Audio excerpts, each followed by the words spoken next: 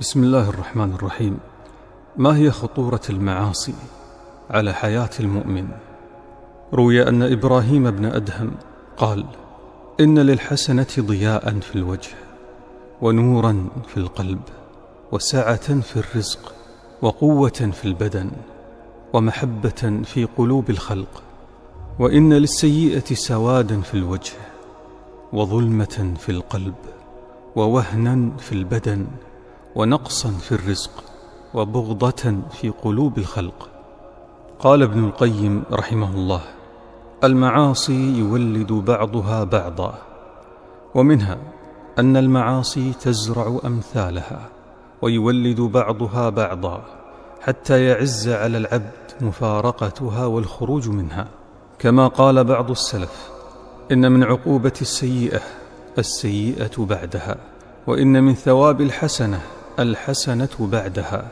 ولا يزال العبد يعاني الطاعة ويألفها ويحبها ويؤثرها حتى يرسل الله سبحانه وتعالى برحمته إليه الملائكة تؤزه إليها أزاه، وتحرضه عليها، وتزعجه عن فراشه ومجلسه إليها. وهذا الأمر سبحان الله.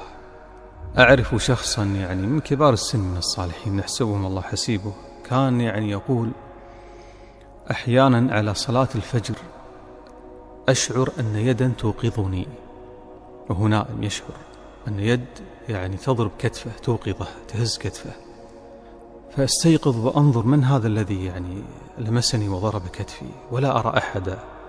أنتبه فإذا سبحان الله موعد الصلاة تماما. وكذلك شخص آخر حدثني يقول: أحيانا في وقت الصلاة تأتيني رؤيا فتوقظني من النوم، فأتفاجأ فإذا أنا على أذان الفجر، فأبتسم وأعلم أنها من الله سبحانه وتعالى. الملائكة الله هو الذي يسخرهم. جاء شاب إلى حكيم فقال له: إن في نفسي ذئبان يتصارعان، أحدهما يدعوني إلى الخير والآخر إلى الشر. فرد عليه الحكيم بجواب عجيب، قال: سينتصر الذي تطعمه. إذا كنت تغذي الطاعة وتنميها ستكبر وتقوى وتهزم وتغلب داعي الشر في نفسك. إذا امتدت جذور الشهوة في أرض المعصية وتركتها من غير سيف التوبة، سيأتي يوم من الأيام وتسحبك إلى أسفل سافلين، ستسحبك إلى أرض الجحيم. لذلك المؤمن كلما امتدت جذور الشهوة يقطعها مباشرة بالتوبة. هكذا ينظف نفسه، يطهر نفسه، ينقي نفسه أولا بأول من هذه الجذور الخبيثة التي ستخرب عليه حياته وحديقته ومزرعته. يقول ابن القيم أن المعصية سبب لهوان العبد على ربه وسقوطه من عينه. ومنها أن العبد لا يزال يرتكب الذنب حتى يهون عليه ويصغر في قلبه، وذلك علامة الهلاك، فإن الذنب كلما صغر في عين العبد عظم عند الله.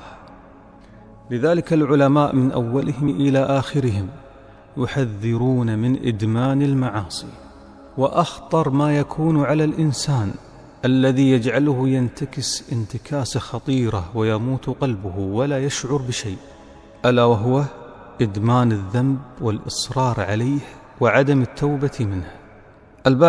بعض العصاة لو حصلت المعصية الآن ما عنده مشكلة أنه يرتكبها، ما عنده النية أصلا أني أنا لن أقع في هذه المعصية، أني أنا أبغض هذه المعصية، ولا أريد أن يغضب الله علي، ولا أريد أن أخسر حب الله لي. ما عنده هذه الأمور، نسأل الله السلامة والعافية.